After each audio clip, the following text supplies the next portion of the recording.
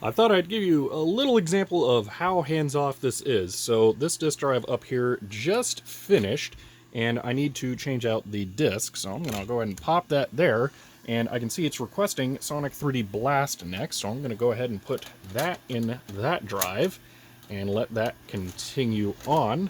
Give it a moment to see the disk. And then all I have to do here is hit enter, and it will continue on. I'm actually going to be curious here if there's CDDB info for that, because there really might be. Let's see here. Sonic 3D. I had a feeling that there might be. Yep. So that's cool. What's going on here is when I put a disk in, it looks for CDDB info on the disk, and then it will actually go ahead and begin ripping a bin queue. So if I go over here to a disk that's already finished here, this is Euphoria by Def Leppard, and after it rips a bin queue, it will use the CDDB information and create FLACs and MP3s that are all metadated up and ready to go. So, yeah, this is primarily meant for ripping game discs like Glover or something here, but if they have audio, I want to rip that too, and there's no reason I can't put audio discs in this as well, so I've been doing that.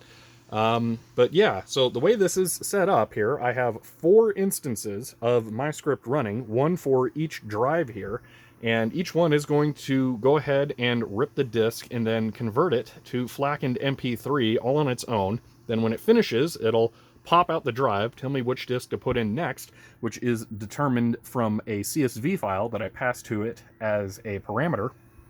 And yeah, pretty much completely hands off. These have to be named like this for games that don't have CDDB entries. So like Trick Style here actually did not, which is a shame because it has a great soundtrack.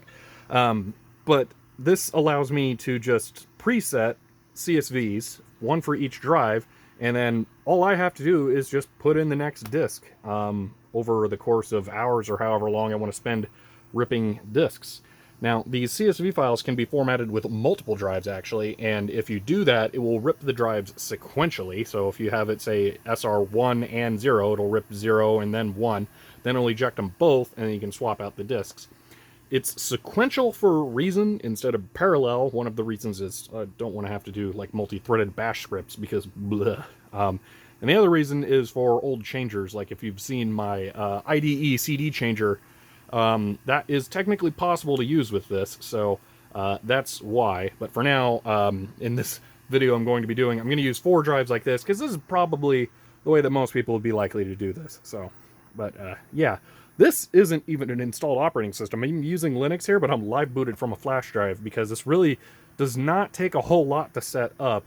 There's just like 4 things that you have to install over apt, and then you're ready to rock. So yeah, this is pretty awesome, and I'm really glad to finally have a system ready for this. Well, a series of workflow guidelines, more likely. It's more like what this is. But yeah, it's working out really, really well so far.